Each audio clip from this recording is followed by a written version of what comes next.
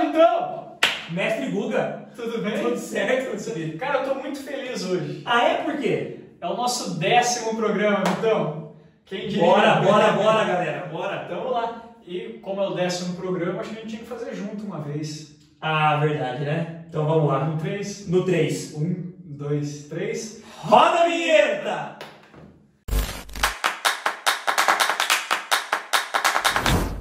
Vitão, Oi! que isso, Miquel? Para o nosso 10º programa, meu cara, eu trouxe um assunto interessante. Diga lá. E nesse aqui a gente nem tinha combinado, hein? Vai Não. improviso. Ó, eu nem sei o do... Sim, o Igor. Para o nosso 10º programa, cara, eu queria falar de um assunto muito interessante, que é a influência do futsal na formação de um atleta de futebol. Muito bom, muito bom. Cara, hoje em dia a gente vê que o futebol está evoluindo para um nível muito físico. Então, assim, a técnica e a habilidade vêm ficando em segundo plano muitas vezes, né? Mas eu acho que o futsal ajuda muito nisso, né? E, poxa, esses dias eu vi uma notícia que me deixou feliz e triste ao mesmo tempo, que foi a vitória do time sub-11 do Palmeiras, numa competição oficial. O que está acontecendo, Vitão? Cadê aquela formação no salão, aquela base pequenininha, que aprende a fazer uma parede, a dominar uma bola, aquele drible curtinho? Estão botando um moleque de 11 anos para jogar campeonato, cara, de futebol. Vamos colocar assim, né, para a gente poder começar a fomentar a discussão. Historicamente falando, o futsal ele vem de um futebol de rua, tá? E quando a gente olha isso, geralmente a gente pensa o quê? Gol reduzido, um espaço de jogo menor. Então, ele é um estilo de jogo que depende muito mais da habilidade, depende muito mais da criatividade. Porque o espaço é menor, a tua jogada, o teu espaço de jogada, ele é reduzido. Então, ele depende de uma criatividade, de um drible rápido, algo que no campo ele já tem mais uma cadência. E sempre foi muito comum no nosso futebol a gente ver jovens jogando nessa idade que nem você trouxe do sub-11, ele jogando ambos. Ele jogando tanto no campo quanto no salão daquele clube. Vamos trazer alguns jogadores que me vêm na cabeça, né? Nós temos o William, que jogou no Corinthians, Renato Augusto, nós temos o próprio o Robinho, o Diego, foram jogadores que, como Ronaldinho Gaúcho, começaram no salão e na base, na formação deles, eles jogavam campeonatos pelos seus clubes respectivos, tanto no salão quanto no campo. E isso ajudou a trazer essa mistura do drible, né, da habilidade mais desenvolvida para o campo. E aí a gente chega no futebol de hoje, que é o que você trouxe. Ele é um futebol muito mais físico. Isso também explica as várias lesões das nossas últimas estrelas do futebol, lá no Campeonato Europeu. Como foi o caso do Ronaldo Fenômeno, do Kaká, o próprio Ronaldinho Gaúcho, que no finalzinho também já estava com algumas lesões. Porque quando eles vão para o futebol europeu, é muito mais físico. E para quem não tinha tanto físico, ganhar de uma hora para outra e compensar isso com a velocidade, né? A intensidade. Exatamente. Causava as lesões que esses atletas tiveram. Então, a gente está vindo para uma mudança que não me agrada, tá? Não me agrada. É o futebol mais bonito, Vitão. É aquele drible curtinho, aquela tirada, aquele corte que você deixa o adversário no chão. A gente via muito isso no Nenê, que jogou no Paris Saint-Germain, que jogou no Vasco. Hoje, se não me engano, está no Avaí. Juventude. No Juventude, perdão. Está no Juventude jogando a Série B. Mas assim, é um jogador muito, muito bom, muito habilidoso, principalmente quando era mais jovem, que tinha essa pegada do futsal, esse driblinho curto, né? Essa toque rápido na bola, toque de primeira. Coisas que a gente via no Paulo Henrique Ganso quando ele se explodiu no Santos também, né? A gente via aquele quê de futsal no Ganso também. Como você disse antes, o Diego Ribas. E eu acho que isso é uma parte importante da formação do atleta. E tem um grande treinador, que você talvez vá discordar de mim agora, Vanderlei Luxemburgo, dizia que o atleta ele teria que passar por alguns períodos de adaptação para poder ser um atleta muito bom. E aqui ele critica até o próprio Corinthians, porque ele diz que, poxa, acabaram com o terrão do Corinthians, e o terrão do Corinthians era o melhor formador de atleta que tinha. Porque dizia o Luxemburgo que no terrão o atleta aprende o domínio da bola, o controle da bola, porque, poxa, bola de futebol no terrão, imagina, ela quica e sobe a mesma altura que ela desceu.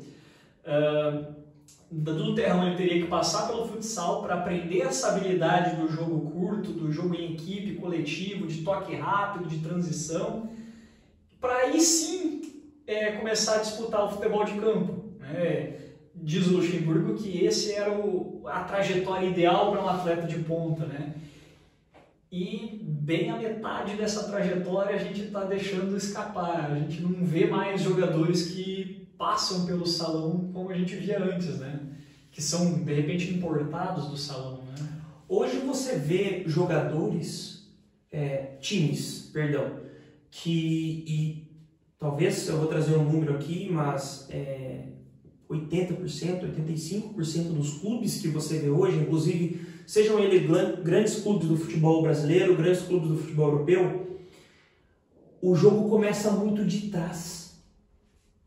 O zagueiro hoje no futebol de campo exige-se uma certa habilidade com os pés no lançamento, porque depende do lançamento lá de trás. Porque o que acontece? Uma coisa que acabou chegando no salão é a redução do espaço da marcação. Então no campo, a marcação ficou mais em cima, você não tem mais tanto espaço para jogar também, tá? E o que acontece? Aí a gente começa a ver o estilo de jogo hoje dos 80%, 85% que eu trouxe, que é toca para trás. Então no campo a gente começa a ver, vê que os clubes não vão mais para frente com aquela intensidade lá para frente. Eles chegam no meio campo, fechou a marcação, volta, toca atrás, recomeça. Aí eles falam assim, mas veja bem, o futebol agora, moderno, exige que o zagueiro saia jogando mais. Né? Mas assim, gente, esse futebol não é o que a gente cresceu, né? Não é da nossa geração. Cadê aquela genialidade do meio campista? Opa, fecharam a marcação em mim. Vamos driblar? Vamos pensar em alguma coisa? Aproxima alguém, faz 1-2, faz alguma coisa diferente. Tá? Trazer uma curiosidade agora. Essa semana, conversei com um gremista e ele trouxe uma ideia de jogo que os clubes fazem, principalmente nesse último jogo agora que teve de Grêmio e Fortaleza, da forma como que o Fortaleza se portou perante o Grêmio. O Grêmio sempre teve o Jeromel, que para algumas pessoas era um zagueiro que sabia jogar com os pés. Já o Kahneman não. Agora com o Jeromel machucado e apenas o Kahneman, você olha o esquema tático do Fortaleza, quando a bola cai no Kahneman, o Fortaleza deixava jogar. Porque o Fortaleza sabia que havia um balão sem nenhum sentido, sem nenhuma habilidade, e o Fortaleza conseguia recuperar a bola. Qualquer outro jogador, o Fortaleza fechava. No Kahneman, ele deixava jogar. Então, assim, o futebol está olhando muito para o zagueiro nesse estilo, nesse quesito. Mas cadê o meio-campo? Cadê o atacante com um toque de genialidade e tudo mais? E é por isso que a gente animava muito com o David Neres, né? Que é um jogador que, pela sua idade no campeonato europeu, ele faz algumas habilidades que lembra a gente há uns 15 anos atrás, quando a gente entrava nos sites lá, jogadas de futebol, fazer aqueles download daqueles vídeos que a gente via jogadas geniosas. Eu acho que, principalmente para essa posição do David Neres, o ponta, né, que é aquele jogador que é lançado em profundidade, que fatalmente vai encarar o zagueiro no 1 contra 1 ali, o futsal faria muita diferença, cara. E, poxa, a gente tem o Ronaldinho como grande exemplo. Pô, você pega as jogadas do Ronaldinho quando era criança jogando futsal, cara, e você vê que ele conseguia replicar isso no campo. Hoje em dia, desde criança já se ensina o jogador a ser burocrático, né? Como você disse, chegou lá na frente, está no 1 contra 1, não tem para quem passar a bola, recua a jogada. Porque é importante ter o controle, a posse da bola. A posse da bola, o controle da partida, e muitas vezes não é isso que...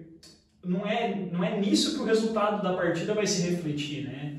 Então, assim, eu vejo que, poxa, o futsal, o futebol de salão, ele, sem dúvida, é muito importante para o jogador e é muito importante para o espetáculo também, né? Como você acabou de dizer, esses dribles importados do futebol de salão são que fazem alegria no campo, né? E que podem fazer diferença, podem decidir uma partida. né? Poxa, é triste pensar que o futsal tem perdido a sua importância, né? E ao mesmo tempo a gente vê aqui em Cascavel, por exemplo, o futsal cada vez mais forte, né? O masculino ganhou Libertadores ano passado, ganhando várias competições, sempre jogando bem nas suas partidas. E o futsal feminino do Cascavel agora vai representar o Brasil na Libertadores Feminina de Futsal também. O STEM, o pessoal ganhou a Supercopa aqui em cima do Magnus, vai representar o Brasil na Libertadores lá.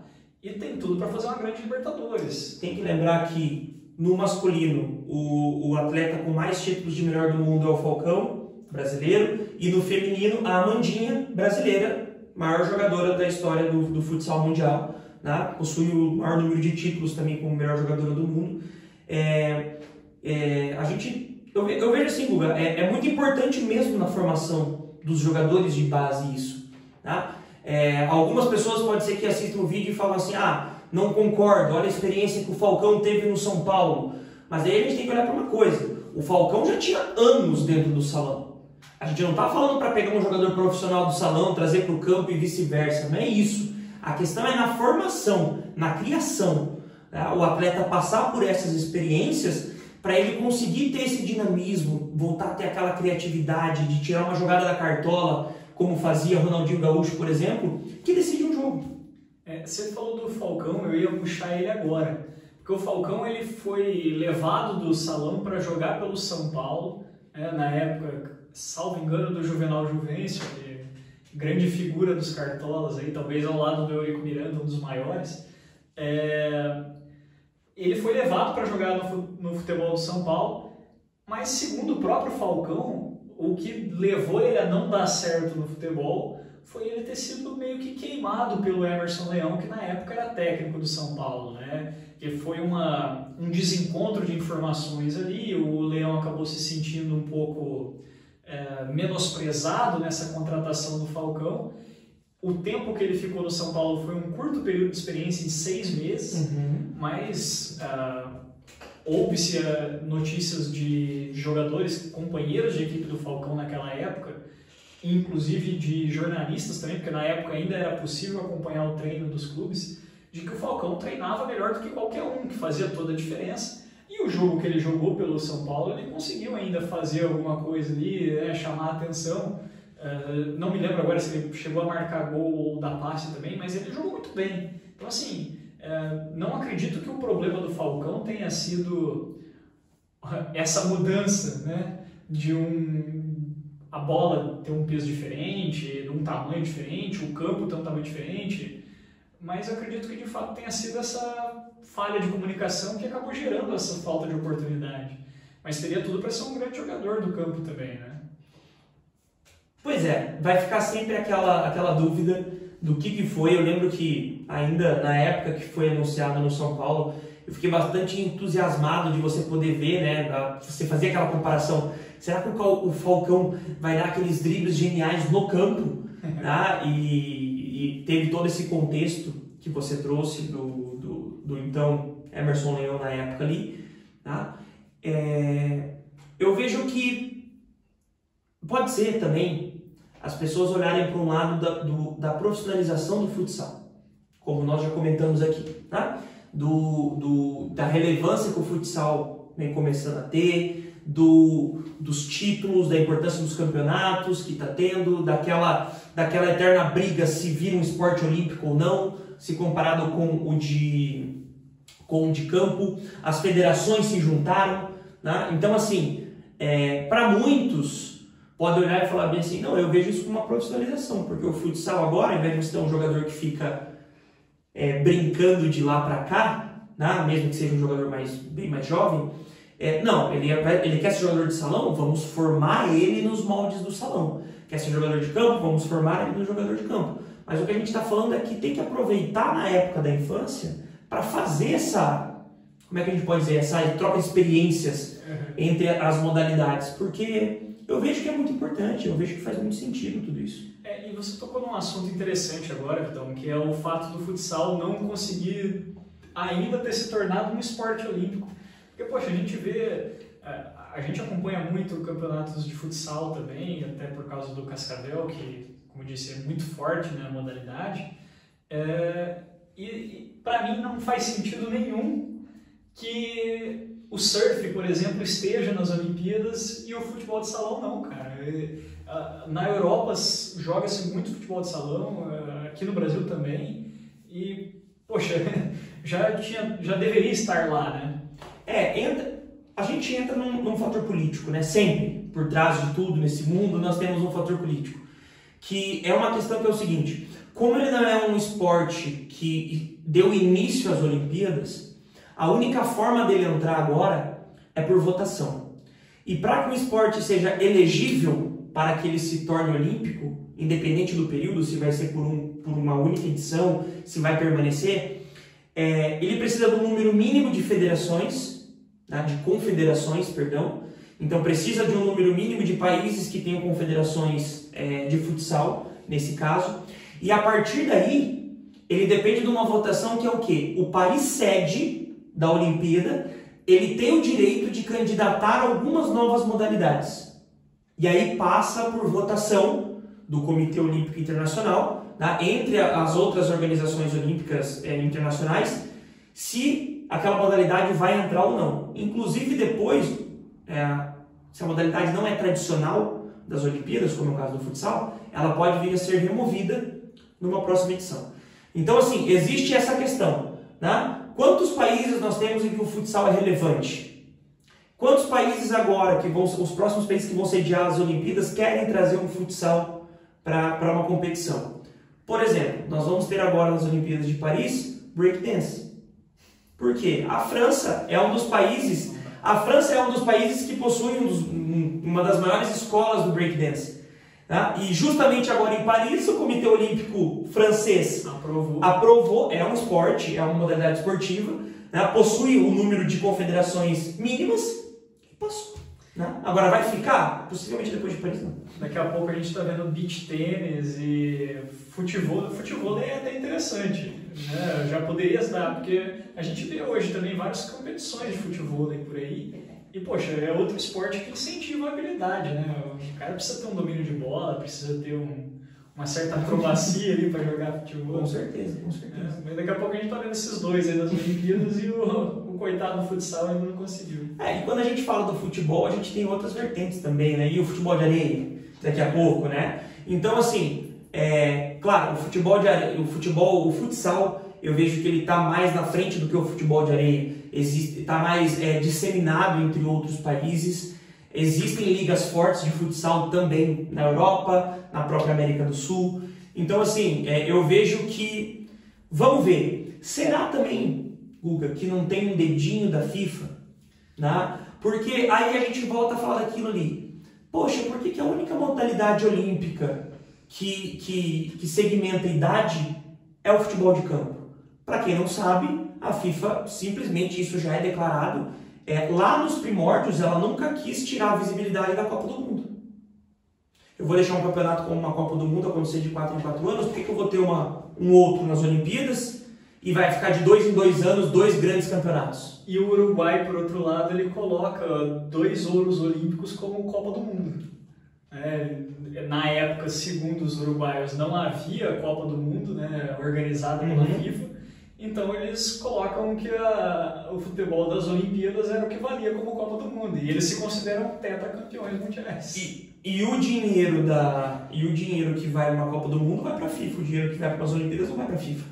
Então, assim, até que ponto também a FIFA não quer, apesar de ter um sub-23 ali, ela não quer falar, não vamos dividir o palco também do campo sub-23 nas Olimpíadas com o futsal, por exemplo. Porque ela acaba tendo, né, os campeonatos dela também nas categorias de base, então perfeito. Acaba ficando. Perfeito. Tanto que teremos agora aí a Copa do Mundo Sub-20, né? Exatamente. Que já está acontecendo, né? Já está. Começou no domingo passado. Então, falhei. Vitão, eu acho que é isso. Eu quero deixar só um aviso para a galera aí que quarta-feira haverá as decisões das oitavas da Copa do Brasil.